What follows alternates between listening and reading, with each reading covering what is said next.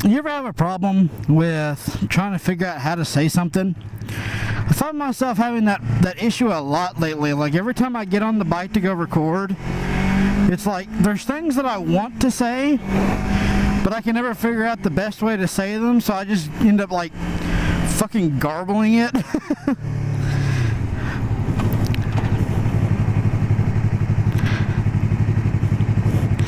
I guess what I wanted to get across today was, I guess, to talk a little bit about me and my career and what I do.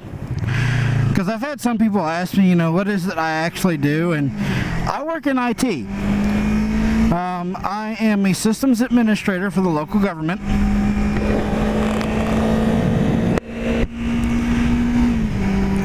And being a systems administrator means I am responsible for maintaining servers, applications, design, maintenance. I'm basically over all of the IT infrastructure. So that's going to include your servers, your physical hardware, storage, and anything else that may come up that requires an admin level of support, or even in my case an engineer's level of support. And that means I wear a lot of hats. But I got into IT about 10 years ago now, and it was completely by accident.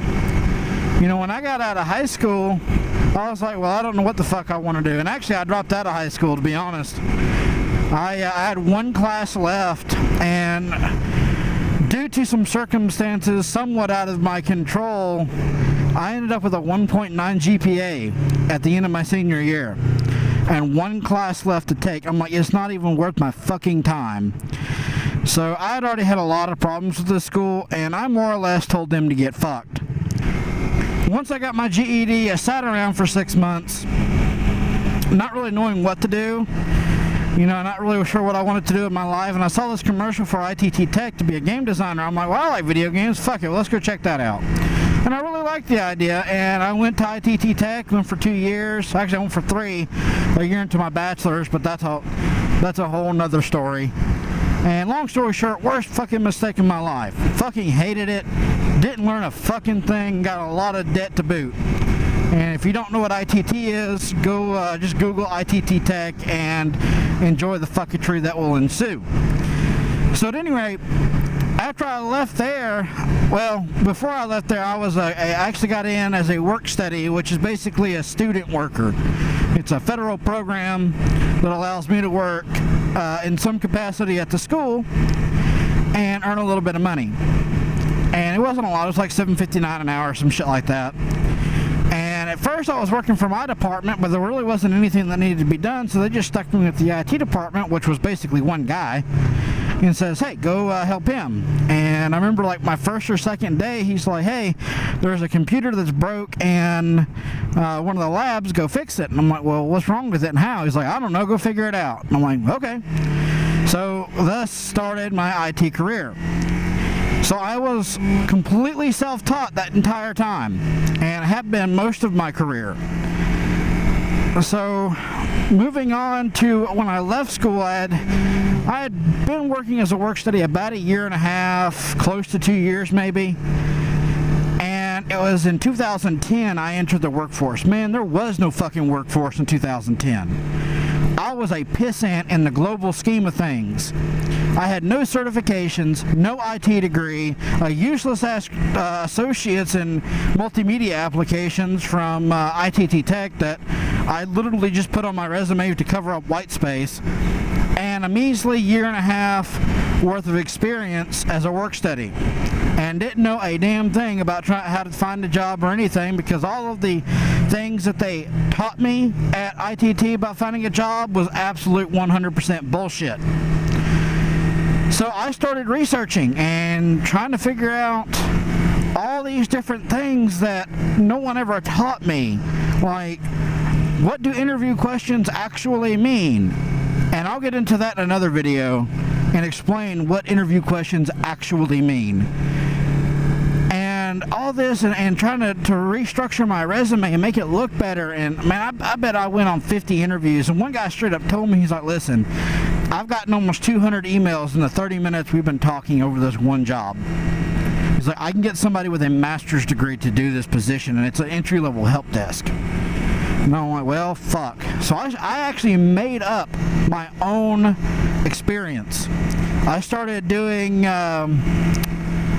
in-home work with a company called, I think they were called Fastex at the time. I don't even know if they're still around. But I worked with them a little bit. I did my own independent thing. And yeah, granted, I only got maybe 1 or 2 clients a month. But technically on my resume, it looks like I was employed the entire time. They don't know how much work I actually had. So my job, I was never technically unemployed. If I didn't have a job at the moment, my job was job seeker. So I'd spend about 8 hours a day browsing the web boards and Craigslist, just waiting for something to get posted. I check them every 30 minutes for like 10 months straight. And I got odd jobs here and there too. I worked the flight line at an airport. That was really cool, by the way. I did security work for a theater. I did odd jobs. I drove Ronald McDonald a couple times. You know, I did any and everything I could just to make a buck, because I had just gotten married and I had a new little kid. My baby was like, you know, two months old at the time. Well, she was around that age. The problem was I ended up losing my job at ITT like a week after we found out my wife was pregnant. So that really lit a fire under my ass to get something done. So at any rate, after 10 months, I just happened to get this ad for a company called Walter Energy.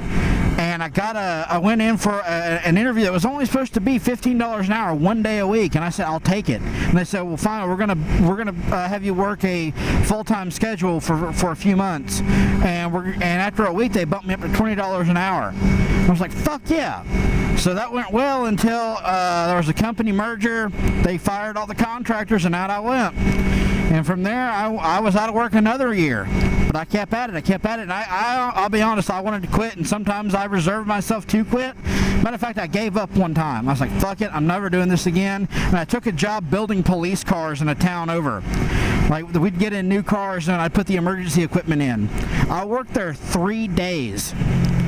3 days I worked there, and a friend called me. He's like, hey, do you want an IT job? I'm like, yeah. He's like, okay, I've got one open. He was a contractor for another company.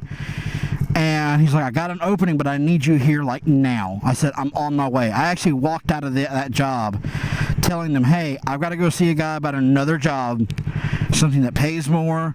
And, you know, I hate to do this to y'all. But the guy was like super chill and super nice. He's like, man, I fully understand this economy. You got to do what you got to do.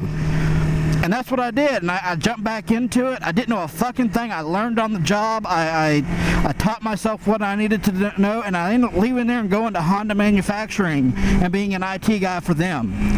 And then from there, I spent 2 years there. I went to another company, and then another company, and then finally, well, actually, at the end of Honda, I said I need a degree to get where I need to be. And I actually sat down and I wrote out my career goals. And that was another question in the interview I'd never really understand. It's like, where do you see yourself in 5 years? I'm like, motherfucker, I don't know where I'm going to be 2 weeks from now. But I understand what that means now. So now I have 3, 5, and 10-year goals, and they're always changing. Once I reach a goal, I add another one to the list. And here I am at my 5-year goal at 5 years. Actually, before that, I think it was only about 4 years. And I'm where I want to be. You know, guys, I guess the one takeaway I want y'all to get from this is success isn't an accident. You don't accidentally become successful. Success comes with doing things diligently and purposefully, if I said that correctly. Live your life with purpose. Do things on purpose. Plan for purpose. That's how you will become successful. Anyway, y'all have a good week. I'm going to go in and wash off all this gym sweat.